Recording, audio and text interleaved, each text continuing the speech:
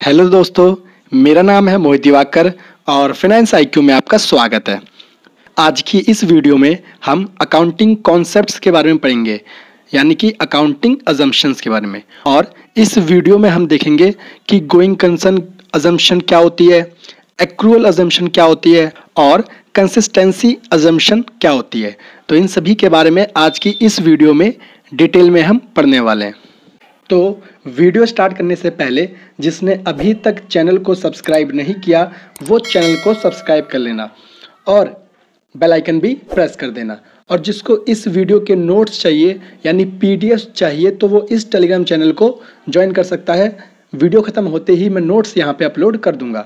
और आप चाहो तो मुझे फेसबुक पे भी फ्रेंड रिक्वेस्ट भेज सकते हो और कू ऐप पे भी फॉलो कर सकते हो। इन सभी की लिंक मैंने नीचे डिस्क्रिप्शन में भी दे रखी है। तो ज़्यादा देर न करते हुए आते हैं अपने टॉपिक पे, अकाउंटिंग कॉन्सेप्ट्स। अब देखो, लास्ट वीडियो में मैंने आपको बताया था कि अकाउंटिंग कॉन्सेप्ट बेसिकली क्या होता है, लेकिन मैं फिर से एक बार आपको थोड़ा सा ब्रीफ कर देता हूँ कि बेसिकली अकाउंटिंग कॉन्सेप्ट किसे कहते हैं। तो देखो, जब भी कोई अकाउंटेंट किसी बिजनेस की अकाउंटिंग करता है तो वो कुछ अजम्पशन के आधार पर अकाउंटिंग करता है। यानी जब भी हम अकाउंटिंग करते हैं तो हम कुछ अजम्पशंस बना के अकाउंटिंग करते हैं और उन अजम्पशंस को हम अकाउंटिंग कॉन्सेप्ट कहते हैं। अब देखो, जो अकाउंटिंग कॉन्सेप्ट आपके होते हैं वो होते हैं 3 टाइप्स के। First going concern, second consistency और थर्ड आपका है एक्रूअल। अब हमें ये तीनों अजम्पशंस एक एक करके पढ़नी है। तो स्टार्ट करते हैं सबसे पहले गोइंग कंसर्न से। First going concern assumptions. अब देखो, जो यहाँ पे कंसर्न लिखा है इसका मतलब होता है बिजनेस या फिर इंटरप्राइज, और जो गोइंग है, गोइंग का मतलब होता है जो चलता रहे। अब देखो, कोई भी पर्सन या फिर बिजनेसमैन जब अपना बिजनेस स्टार्ट करता है तो वो चाहता है कि उसका छोटा सा बिजनेस फ्यूचर में बड़ा हो जाए, उसका बिजनेस हमेशा चलता रहे, कभी भी बंद ना हो। इसी तरह जब कोई अकाउंटेंट किसी बिजनेस की अकाउंटिंग करने जाता है तो सबसे पहला अजम्पशन का मतलब आप क्या चीज़ सोच के अकाउंटिंग करेंगे। तो आप एक पहली अजम्पशन क्या अपने मन में सोचते हैं कि जो बिजनेस है वो हमेशा चलता रहेगा, यानी the business will continue for the foreseeable future and there is no intention to close the business. मतलब बिजनेस हमेशा चलता रहेगा और उसको बंद करने का कोई इंटेंशन नहीं है। ये सोच के साथ अकाउंटेंट किसी भी बिजनेस की अकाउंटिंग करता है। यही बेसिकली आपका होता है गोइंग कंसर्न अजम्पशन, कि आप जब किसी बिजनेस की अकाउंटिंग कर रहे हो तो आपको ये मान के चलना है कि वो बिजनेस कभी भी बंद नहीं होगा, हमेशा चलता रहेगा। और गोइंग कंसर्न कॉन्सेप्ट की वजह से ही हम फिक्स्ड एसेट्स और करंट एसेट्स के बीच में डिफरेंशिएट कर पाते हैं। अब फिक्स्ड एसेट्स और करंट एसेट्स क्या होती है इसके ऊपर मैंने पहले से ही वीडियो बनाया था जब मैंने आपको चैप्टर 2 पढ़ाया था। तो अगर आपने वो वीडियो नहीं देखी है तो मैं पूरी चैप्टर 2 की प्लेलिस्ट नीचे डिस्क्रिप्शन में दे दूंगा, आप वहां से एसेट्स वाला टॉपिक देख सकते हो। उसी में मैंने आपको फिक्स्ड एसेट्स और करंट एसेट्स के बारे में समझाया था। लेकिन अभी मैं आपको एक छोटा सा ब्रीफ दे देता हूं ताकि आप समझ पाओ कि करंट एसेट्स क्या होती हैं और फिक्स्ड एसेट्स क्या होते हैं। तो देखो, करंट एसेट्स वो एसेट्स होती हैं जिन्हें हम 1 साल के अंदर कैश में कन्वर्ट कर सकते हैं, और नॉन करंट एसेट्स या फिक्स्ड एसेट्स वो एसेट्स होती हैं जिनकी लाइफ मोर देन 1 ईयर की होती है, यानी 1 से ज़्यादा सालों तक उन्हें हम यूज़ कर सकते हैं। तो अब आप सोच रहे होंगे कि गोइंग कंसर्न अजम्पशन का यहाँ पर क्या रोल है इस फिक्स्ड एसेट्स और करंट एसेट्स में। तो देखो, अब मान लो जो अकाउंटेंट है वो इस गोइंग कंसर्न अजम्पशन को मान के अकाउंटिंग नहीं करता, और सपोज वो ये सोच लेता है कि भाई जो बिजनेस है वो तो 6 महीने बाद बंद हो जाएगा। तो अगर उसने पहले ही सोच लिया कि बिजनेस 6 महीने बाद बंद हो जाएगा तो फिर क्या बिजनेस के लिए करंट एसेट्स और क्या बिजनेस के लिए फिक्स्ड एसेट्स, तो क्या 1 साल से कम वाली एसेट्स और क्या 1 साल से ज़्यादा वाली एसेट्स, तो ये सब तो बेकार हो गया, क्योंकि जो अकाउंटेंट है उसने तो ये अजम्पशन मान ली कि बिजनेस तो 6 महीने बाद ही बंद हो जाएगा। इसलिए एक अकाउंटेंट को गोइंग कंसर्न अजम्पशन को अपने माइंड में रखते हुए अकाउंटिंग करनी होती है और उसे ये मान के चलना होता है कि जो बिजनेस है वो लंबे समय तक चलेगा, कभी बंद नहीं होगा। और इसके अलावा इसी गोइंग कंसर्न अजम्पशन की वजह से ही हम कैपिटल एक्सपेंडिचर और जो आपका रेवेन्यू एक्सपेंडिचर है उन दोनों को अलग अलग डिफ्रेंशिएट करते हैं। अब कैपिटल एक्सपेंडिचर और रेवेन्यू एक्सपेंडिचर क्या होता है, तो चैप्टर 2 में मैंने इसको भी आपको बताया था, तो प्लेलिस्ट में वो वीडियो भी आप जरूर देख लेना, ठीक है। इसकी भी लिंक मैं ऊपर आई बटन में दे दूंगा, तो आप वहां से भी कैपिटल एक्सपेंडिचर और रेवेन्यू एक्सपेंडिचर क्या होता है इसे आप अच्छे से समझ सकते हो। लेकिन चलो फिर भी मैं आपको एक बार बता देता हूँ थोड़ा सा कि कैपिटल एक्सपेंडिचर बेसिकली क्या होता है और रेवेन्यू एक्सपेंडिचर क्या होता है। तो देखो, जब भी हम कोई फिक्स्ड एसेट्स खरीदते हैं तो उसे हम कहते हैं कैपिटल एक्सपेंडिचर, क्योंकि इस एसेट्स की वजह से हमें लॉन्ग टर्म तक बेनिफिट होगा।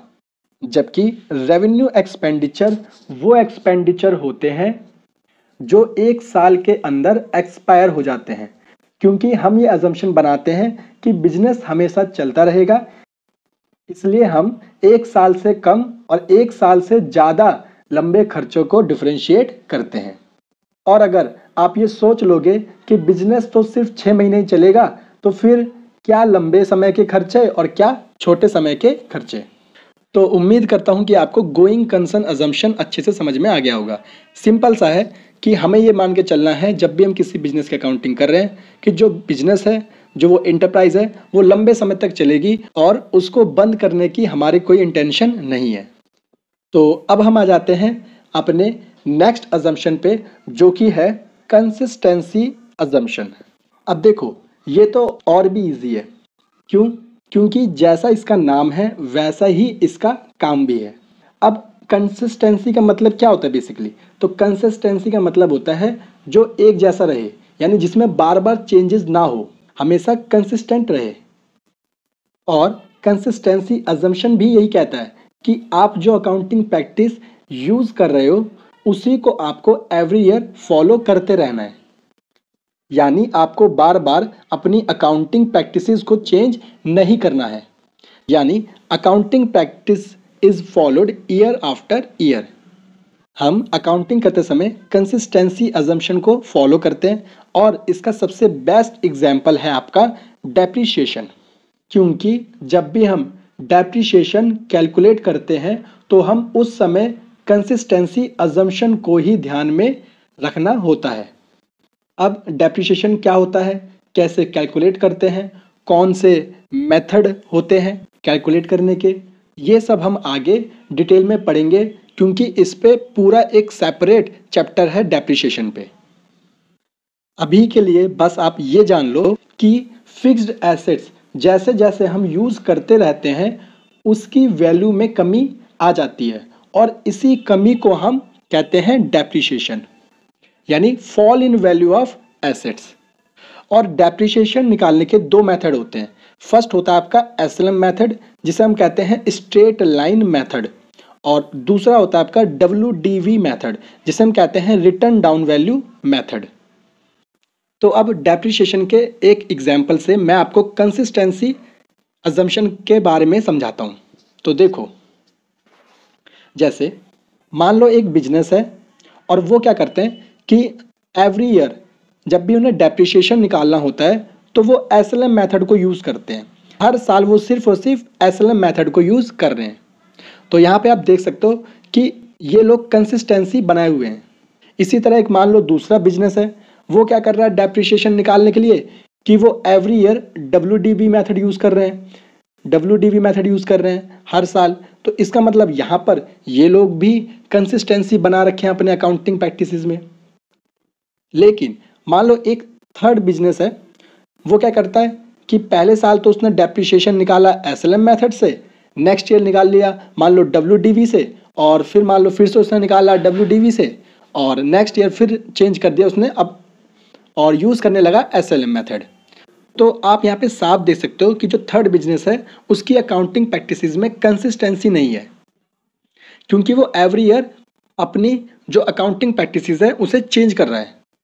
तो अब आप समझ गए कि कंसिस्टेंसी अजम्पशन कहता है कि एवरी ईयर आपको सेम अकाउंटिंग प्रैक्टिसेस को फॉलो करना है जब भी आप बिजनेस की अकाउंटिंग करो। तो अब आपका क्वेश्चन होगा कि क्या सर हम अकाउंटिंग प्रैक्टिसेस को चेंज नहीं कर सकते? तो मैं आपको बता दूं कि बिल्कुल आप अकाउंटिंग प्रैक्टिसेस को चेंज कर सकते हो, बट आप तभी चेंज कर सकते हो जब खुद लॉ आपसे कहे कि भाई आपको अपने अकाउंटिंग प्रैक्टिसेस चेंज करनी है। यानी मान लो गवर्नमेंट ने कोई नया लॉ बना दिया कि अब आपको ये वाले अकाउंटिंग प्रैक्टिसेस यूज़ नहीं करनी, तो भी हमें अकाउंटिंग प्रैक्टिसेस को अपना चेंज करना पड़ सकता है। और या फिर आपको अकाउंटिंग स्टैंडर्ड ही कह दें कि अब आपको ये वाली अकाउंटिंग प्रैक्टिसेस बंद करनी है या फिर ये वाली अकाउंटिंग प्रैक्टिस यूज़ करनी है, तो भी आप अकाउंटिंग प्रैक्टिसेस चेंज कर सकते हो। और जो अकाउंटिंग स्टैंडर्ड्स होते हैं वो बेसिकली लॉ के बराबर ही उन्हें हम मानते हैं। एक तरह से ये अकाउंटिंग के लॉ हैं। और थर्ड, आप अकाउंटिंग प्रैक्टिसेस चेंज कर सकते हो अगर उनको चेंज करने की वजह से आपके फाइनेंशियल स्टेटमेंट्स और अच्छे से बिजनेस की फाइनेंशियल पोजीशन को दिखाते हैं या उसकी ट्रांसपेरेंसी बढ़ाते हैं, तो भी आप अकाउंटिंग प्रैक्टिसेस को चेंज कर सकते हो। तो ये था आपका सेकंड अजम्पशन, यानी कि कंसिस्टेंसी अजम्पशन, जो ये कहता है कि आपको year by year same accounting practices को फॉलो करना है। तो अब हम आ जाते हैं अपने नेक्स्ट अकाउंटिंग अजम्पशन पे, और नेक्स्ट अकाउंटिंग अजम्पशन है हमारा एक्रूअल अजम्पशन। अब एक्रूअल अजम्पशन को मैं आपको एक अच्छे से एग्जाम्पल से समझाता हूँ। अगर आपने ये एग्जाम्पल अच्छे से ध्यान से सुन लिया और समझ लिया तो कभी भी आपको ज़िंदगी में एक्रूअल अजम्पशन में कोई दिक्कत नहीं होने वाली। तो देखो, आपको पता है कि जो हमारा करंट फाइनेंशियल ईयर है, जो अभी 1 अप्रैल 2021 से स्टार्ट हुआ था और अभी 31 मार्च 2022 को एंड होने वाला है। और मान लो आज, यानी आज के दिन आपने क्या किया कि आपने रमेश से 5,000 रुपये के गुड्स परचेज किए, वो भी क्रेडिट पे। क्रेडिट मतलब उधार में आपने सामान परचेज किया है, यानी अभी आपने उसे कैश पेमेंट नहीं करी, उधार में आपने सामान परचेज किया है। और इसकी पेमेंट आपने की है 4 अप्रैल 2022 को, यानी कि नेक्स्ट फाइनेंशियल ईयर में। तो अब मेरा आपसे एक क्वेश्चन है, और वो क्वेश्चन ये है कि जो आपने आज यानी 27 मार्च 2022 को जो ये 5,000 के गुड्स परचेज किए हैं उधार में, इस परचेज की जो एंट्री है ये आप कब रिकॉर्ड करोगे? आपका पहला ऑप्शन है, क्या आज ही के दिन आप इसे रिकॉर्ड कर लोगे अपनी बुक्स में, या फिर जिस दिन आपने पेमेंट करी यानी कि 4 अप्रैल 2022 को जब आपने कैश पेमेंट करी तब आप इस ट्रांजैक्शन को रिकॉर्ड करोगे। तो अब आप थोड़ा सा 2-4 सेकंड सोचो और कमेंट में ज़रूर अपना आंसर बताना। तो उम्मीद करता हूँ कि आपने अपना आंसर अगर कमेंट में नहीं भी बताया होगा तो अपने माइंड में सोच तो लिया ही होगा। तो अब इसका आंसर मैं आपको बताता हूँ। तो देखो, इसका आंसर है आपका ऑप्शन ए, यानी अगर आपने ये सोचा है कि हम इस ट्रांजैक्शन को 27 मार्च 2022 को ही रिकॉर्ड कर लेंगे जिस दिन हमने ट्रांजैक्शन किया है, तो आपने बिल्कुल राइट सोचा है। और ऐसा इसलिए है क्योंकि इसके पीछे जो लॉजिक है वो है एक्रूअल अजम्पशन। अब एक्रूअल अजम्पशन क्या होता है, तो इसकी भी एक बार मैं आपको डेफिनेशन दिखा देता हूँ। तो देखो, एक्रूअल अजम्पशन या फिर एक्रूअल कॉन्सेप्ट क्या होता है। A transaction is recorded in the books when it's take place and not when the settlement take place। इसका मतलब क्या हुआ? इसका सिंपल सा मतलब यह है कि आपको ट्रांजैक्शन उसी दिन रिकॉर्ड करना है जिस दिन वो ट्रांजैक्शन हुआ, यानी जिस दिन वो ट्रांजैक्शन किया गया उसी दिन आपको बुक्स ऑफ अकाउंट्स में उस ट्रांजैक्शन को रिकॉर्ड करना है, ना कि उस दिन जिस दिन आपने सेटलमेंट की। सेटलमेंट का मतलब होता है कि जिस दिन आपने पैसा दिया या जिस दिन पैसा लिया। तो सिंपल सा है ये कॉन्सेप्ट।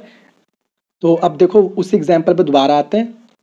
अब मैंने आपको बताया था कि ये जो ट्रांजैक्शन है वो हमने 27 मार्च को किया था, तो इसका मतलब हम 27 मार्च 2022 को ही इसे अपनी बुक्स ऑफ अकाउंट्स में रिकॉर्ड कर लेंगे। इसे हम 4 अप्रैल 2022 यानी कि जो नेक्स्ट फाइनेंशियल ईयर है उसमें रिकॉर्ड नहीं करेंगे, क्योंकि अगर आपने मान लो उस दिन रिकॉर्ड कर दिया तो इसका मतलब यह है कि आप एक्रूअल अजम्पशन को फॉलो नहीं कर रहे हो, आप यहाँ पे कैश बेसिस सिस्टम को फॉलो कर रहे हो। और पूरी दुनिया में कैश बेसिस सिस्टम को माना नहीं जाता है। पूरी दुनिया इंक्लूडिंग इंडिया हम सब एक्रूअल अजम्पशन को फॉलो करते हैं। तो उम्मीद करता हूं कि आपको अकाउंटिंग कॉन्सेप्ट्स यानी कि अकाउंटिंग अजम्पशंस अच्छे से समझ में आ गए होंगे। गोइंग कंसर्न, कंसिस्टेंसी अजम्पशन और एक्रूअल कॉन्सेप्ट तीनों के तीनों आपको अच्छे से समझ में आ गए होंगे और ये एग्जाम के लिए बहुत बहुत इंपॉर्टेंट है। इससे क्वेश्चन आना ही आना है। और अगर आपको अभी भी कोई डाउट हो तो प्लीज़ नीचे कमेंट में ज़रूर पूछ लेना। और आज के लिए बस इतना ही। उम्मीद करता हूँ कि आपको वीडियो अच्छी लगी होगी और अगर आपको वीडियो अच्छी लगी है तो प्लीज़ वीडियो को लाइक करना और चैनल को सब्सक्राइब करे बिना मत जाना। तो मिलते हैं दोस्तों अब अपनी नेक्स्ट वीडियो में, तब तक के लिए थैंक यू।